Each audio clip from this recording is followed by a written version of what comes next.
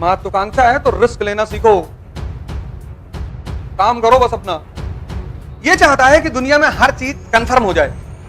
तुम आईएएस की कोचिंग करने आए तो ये कंफर्म हो जाए कि मैं आईएएस बनूंगा, और दुनिया में कोई चीज कंफर्म है ही नहीं। इसीलिए दुनिया में 98% लोग द्वंद के शिकार हैं। होगा नहीं होगा, होगा नहीं होगा। उसी में से 2% रिस्क ले लेते हैं, मोदी जी की तरह, हो चाहे ना हो, भाड़ में जाए, पर हम कोशिश करेंगे, और वही जीतते हैं।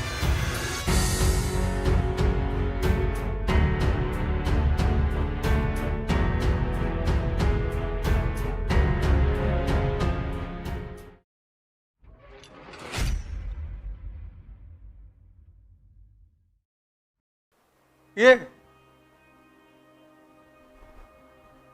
सर मैं किताब लिखने जा रहा हूं, इसके टॉपिक्स मैंने क्लियर कर रखा है। इसका नौटंकी करना, इसका नेचर।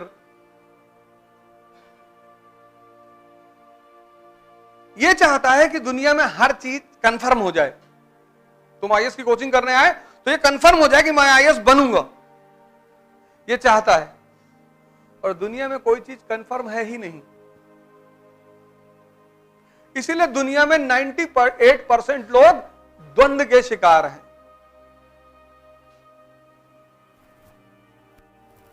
डुअलिज्म, द्वंद, होगा नहीं होगा, होगा नहीं होगा। उसी में से 2% रिस्क ले लेते हैं, मोदी जी की तरह, ये हो चाहे ना हो, भाड़ में जाए, पर हम कोशिश करेंगे, और वही जीतते हैं। ये इसका बहुत बड़ा फीचर है, द्वंद। उसकी वजह समझ लो द्वंद क्यों होता है। ये चाहता हर चीज कंफर्म हो जाए, और कोई चीज कंफर्म ही नहीं है।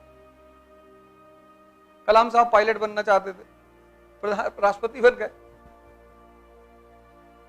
इसका कहना है कि हर चीज कंफर्म कर दो, भैया हो जाएगा।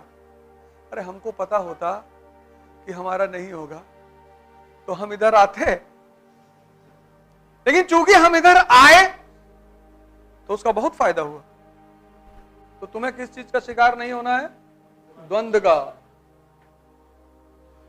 महत्वाकांक्षा है तो रिस्क लेना सीखो, काम करो बस अपना। जीत जिसकी भी होती है,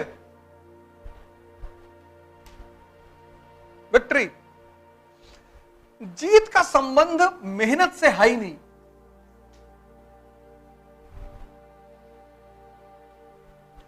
जीत का संबंध प्रायोरिटी से है, प्लानिंग से है। तुम जीवन में प्राथमिकता किसको देते हो?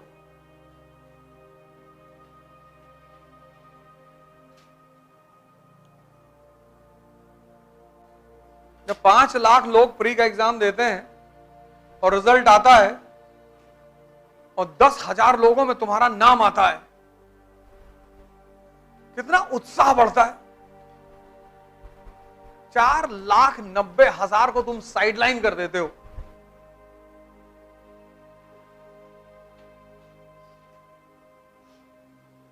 आईएएस क्वालिफाई करने का सबसे प्यारा तरीका है प्रीलिम्स को क्वालिफाई करना। एक बार तुम्हारा प्रीलिम्स क्वालिफाई हो गया, नेचुरल एंथुसियाज्म, नेचुरल, मतलब तुम्हें एक बात फील होगी कि यार 5 लाख लोगों में मैंने 10,000 लोगों में अपनी जगह बनाई है।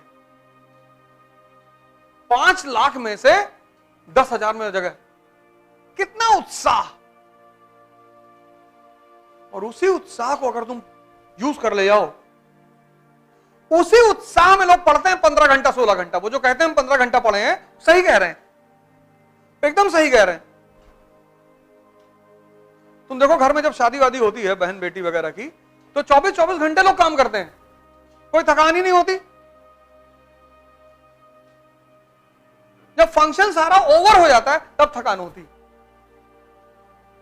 पूरे फंक्शन में लोग भागते रहते हैं इधर उधर, 24 घंटा, 30 घंटा, 36 घंटा, थकान नहीं होती। यही तो मन का एक बहुत बड़ा फीचर है। मन के 4 फीचर को अगर तुम समझ जाओ, अरे तो मजा आ जाए तुमको। जहां ये लगेगा वहां तुमसे टाइम बताएगा ही नहीं, कहता करते जाओ। जहां ये नहीं लग रहा है वहां जबरदस्ती करनी पड़ रही, और जबरदस्ती कुछ होगा नहीं।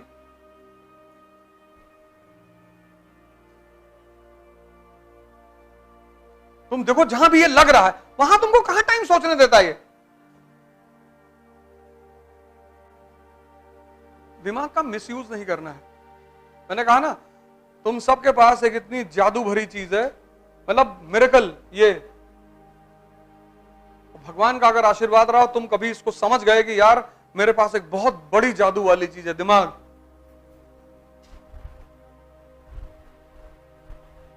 और जिस दिन तुम इसको इस्तेमाल करना जान गए, दुनिया में सिर्फ एक ही चीज सीखना है, दिमाग को इस्तेमाल करना।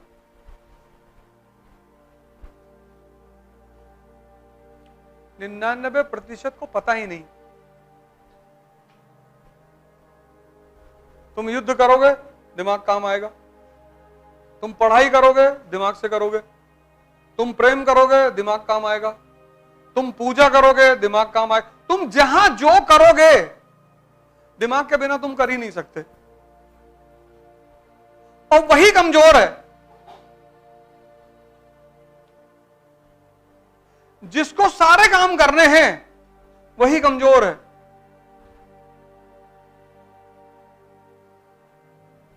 वो मिनट मिनट पे डिप्रेस हो जा रहा है, घबरा जा रहा है, उल्टी सीधी बात सोचवा रहा है तुमसे कि तुम्हारा नहीं होगा। हाँ, नहीं होगा तो विदाई की लड़ेंगे, सोचना ही तो है। और तुम डरे हुए हो, और जिस समाज में रह रहे हो वो और डरा रहा है। जैसे डरे हुए आदमी को अगर तुम मोटिवेट करो तो उसका डर खत्म हो जाए। जैसे कभी किसी पेशेंट ओशेंट से मिलने जाना, तो चाहे जो बीमारी हो, उससे एक बात जरूर करना है, कुछ नहीं, एक हमारे बड़े चाचा थे, उनको थी, और नीम का पानी पी जाते थे और गोबर थोड़ा खा जाते थे, ठीक एकदम मस्त हो गए। अगर कैंसर के पेशेंट से मिलने वाला हर आदमी हंसता हुआ मिले, तो संभावना यह है कि कैंसर का पेशेंट भी बच जाए।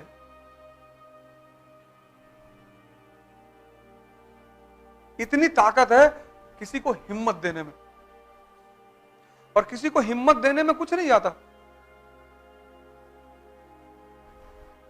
लेकिन ये दुनिया इतनी कंजूस हो गई है कि ये किसी को हिम्मत ही नहीं दे पाती।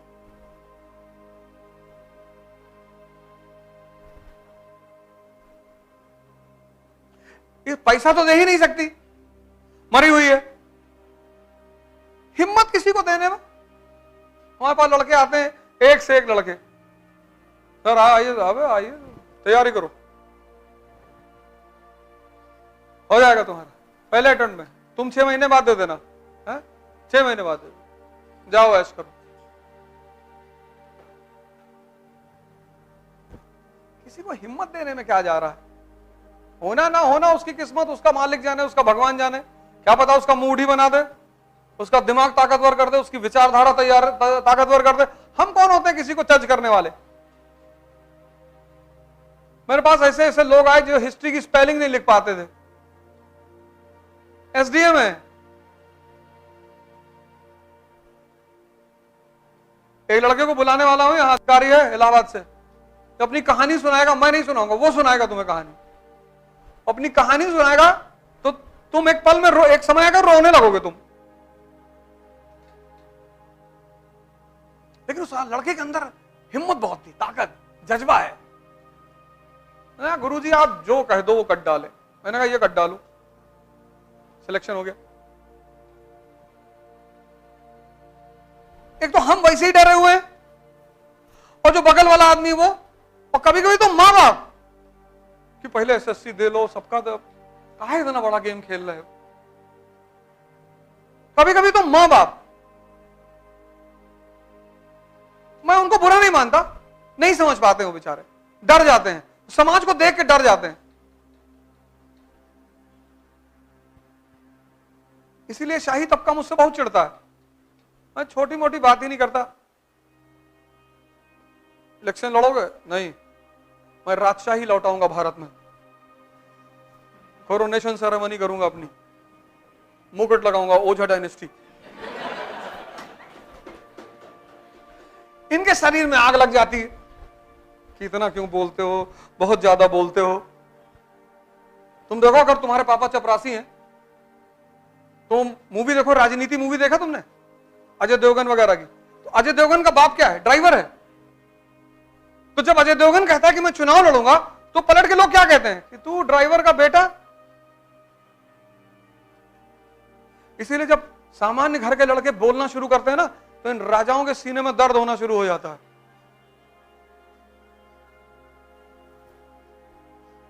तो तुमको डिफेम करने लगते हैं कि बकैती कर रहा है, ये कर रहा है, वो कर रहा है। और मैं हर चीज को पॉजिटिवली ले लेता हूं कि मैं तो कर रहा हूं, और तुमको जो बिगाड़ना है बिगाड़ लो। ये चारों तरफ से मेरे ऊपर हमला करते हैं और उसको पकड़ के तोड़ देता हूं। वो ललन टॉप में कहा नहीं कि आपके बारे में है कि आप बकैती बहुत करते हैं। मैंने कहा हाँ, चंबल की डकैती और अवधोजा की बकैती। ये तो सन्नाटे में आके बैकफुट चले गए, क्योंकि जब तुम्हारे ऊपर हमला होता है तो आमतौर पर तुम बैकफुट हो जाते हो।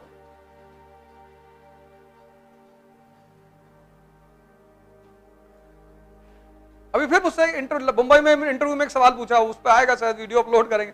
बोले कोई ऐसी आप जो बातें कहते हो, कोई ऐसी बात जो आपको नहीं कहना चाहिए। मैंने कहा बहुत सारी बातें। हमसे पूछा आपको किस बात में सबसे ज्यादा खुशी होती है? मैंने कहा झूठ बोलने पे। कहा आप कैमरे पे बोल रहे हो? मैंने कहा रिकॉर्ड कर, लगा दे। अभी 23-24 वो अनकट वाला जो है ना, हाँ हाँ आ गया। तो पूछा आपको सबसे ज्यादा खुशी कब होती? मैंने कहा झूठ बोलने में। अच्छा, फिर उसने तुरंत रोक लिया कैमरा। कहा सर कैमरा है? हमने कहा हाँ हाँ लगा लगा। ये तुम तो इतना अच्छा बनने की कोशिश समाज के सामने कर रहे हो, जैसे लोग सीढ़ी बन के तुमको स्वर्ग में ले जाएंगे। कोई फायदा नहीं है, जम के आतंक मचाओ, कुछ नहीं। पढ़ो मन लगा के, बस 2 काम करो। एक, अपने माँ बाप की इज्जत करो। आज का वीडियो शाम का जरूर देखना, माँ बाप की इज्जत क्यों करनी चाहिए। उसके पीछे एक साइंटिफिक रीजन है। कुछ भी कहें कहो ठीक है। आज शाम का जो वीडियो अपलोड होगा उसको जरूर देखना कि माँ बाप का सम्मान क्यों करना चाहिए। और एक, पढ़ाई करो, बाकी तुम किसी चीज की चिंता मत करो। इस दुनिया में कोई किसी के लिए नहीं लड़ता।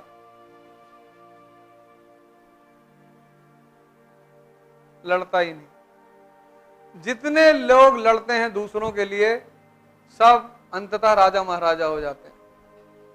और जिसके लिए लड़ते हैं वो गरीब ही है। और जो वास्तव में दूसरों के लिए लड़े वो खुद कभी अमीर नहीं हो पाए। गांधी जी को देखो, कुछ नहीं है। इसीलिए तो इस देश का आदमी गांधी जी को गाली देता है कि कुछ कमा ही नहीं पाए, नंगे टहलते थे। इस देश का आदमी गांधी जी को महान कैसे मान सकता है, जो नौकरी करना चाहता है पैसा कमाने के लिए?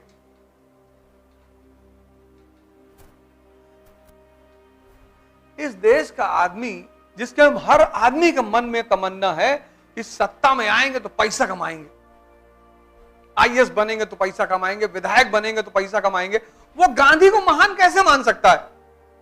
उसको गांधी हजम ही नहीं होंगे।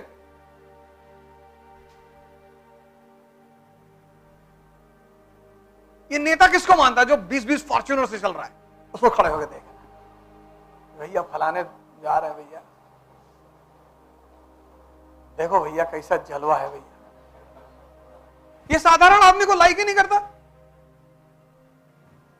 ऐसे लोअर पहन के चले आओ, ये मानेगा नहीं तुमको टीचर है, ये मानेगा ही नहीं। ये कहेगा अरे अरमानी का सूट ही नहीं पहने, जूता नहीं लगाया भैया, और घड़ी 400 रुपए की पहने, पता नहीं कहां पैसा कमा रहे हैं। कपड़ा थोड़ी कॉन्फिडेंस है।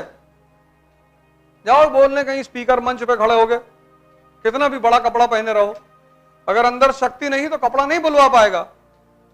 दुबई में एक आदमी को स्पीकर दिया गया, पूछना फैजल भाई से, बोल ही नहीं पाए। एक साहब को दिया गया माइक, बुलाया गया, नाम अनाउंस किया गया कि so and so educator from फला फला कंट्री, आइए। नहीं, मैंने कहा भाई साहब बोलो।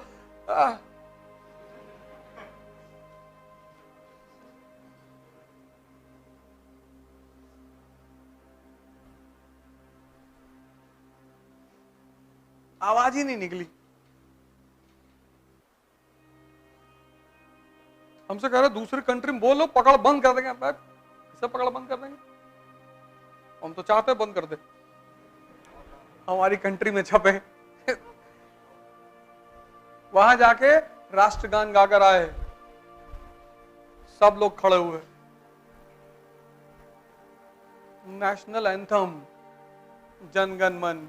बहुत लोगों को तो समझी टर्की अर्की वाले इसे देख रहे हैं, सीधा खड़ा।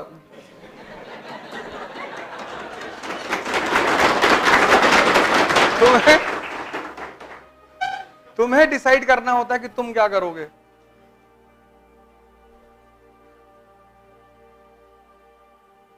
तुम डिसाइड करोगे, तुम, कोई दूसरा डिसाइड नहीं करेगा। ये किसी के चक्कर में मत रहना कि कोई तुम्हारे लिए कुछ करेगा। तुम जो कुछ करोगे अपने लिए, बस वही तुम्हें करना है। अपने बल पे लड़ो, अपनी ताकत पैदा करो, कोई टेंशन नहीं, कोई दिक्कत ही नहीं। तुम अपने को टाइम नहीं दे रहे हो। तुम सोच रहे हो दूसरा मुझे पढ़ा देगा, दूसरा मुझे नोट्स दे देगा, दूसरा ऐसा कर देगा। कोई कुछ नहीं करेगा। तुमको 50 टॉपर का नोट्स अवेलेबल करा दे रहा हूं, दिखाओ टॉप करके। जिस टॉपर का नोट्स कहो उसका अवेलेबल करा दूं, दिखाओ टॉप करके 1 साल के अंदर।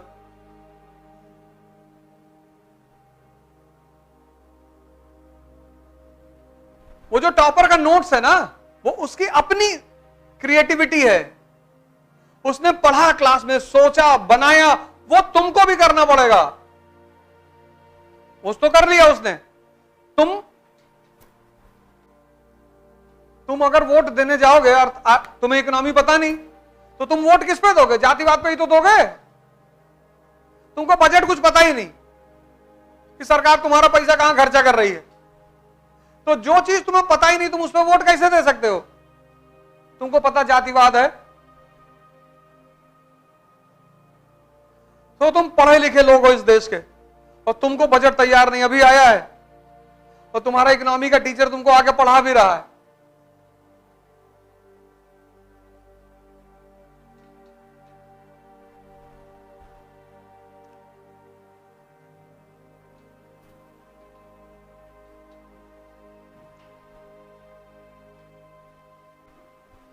तुम कहीं चले आओ, दिल्ली चले आओ, कलकत्ता चले आओ, न्यूयॉर्क चले आओ, जब तक तुम अपने आप को ताकतवर नहीं करोगे, तुमको कोई कुछ बना नहीं पाएगा। और तुम अपने ऊपर काम ही नहीं कर रहे हो, बस तुम कोचिंग ढूंढ रहे हो। अगर तुम यहां नहीं पढ़ पाओगे तो तुम कहोगे यार कानपुर में तो वैसे भी, तो इकरा वालों की वजह से मैं चला आता हूं।